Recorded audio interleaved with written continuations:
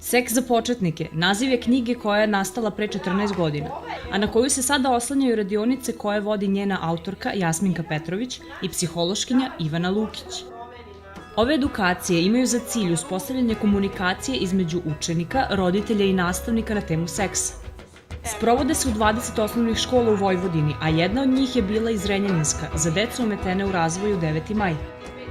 Oni imaju sve potrebe kao i mi, pa naravno i što se teme seksa tiče, to je jedna normalna i prirodna stvar, tako da je potrebno da i oni budu edukovani i da znaju o tome koliko toliko na ovom uzrastu, da ne bi bilo da eventualno došlo do nekih zloupotreba koje se dešavaju. Pored informacija o reproduktivnom zdravlju koje učenici dobijaju na duhovit i opušten način prilagođen njihovom uzrastu, njima, roditeljima, ali i nastavnicima se pomaže da nađu zajednički jezik na ovu temu. Važnost razvoja ovakve komunikacije i poverenja je velik jer skida etiketu tabua, a samim tim je prevencija od mnogih neželjenih posledica. Smatramo da je najvažnije taj prvi korak da mlad čovek, odnosno dete, izgovori šta ga muči.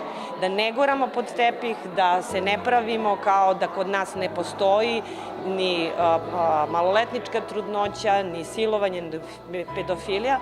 Znači, mi smo do sada bili u 4 škole i u svakoj školi smo od pedagoga i psihologa čuli da postoje razne mračne strane seksa.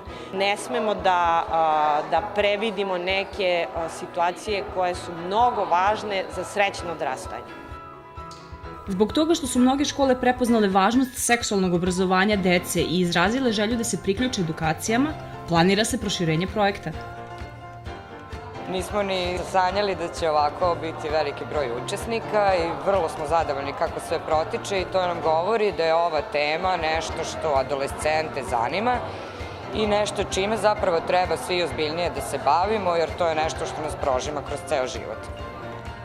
Dosadašnji odzivi škola i dobri ishodi radionica će svakako biti jedni od mnogih argumenata kada se pred poslanicima na dnevnom redu nađe predlog o uvođenju seksualnog vaspitanja u redovno obrazovanje. Nataša Ivančev, Prva televizija.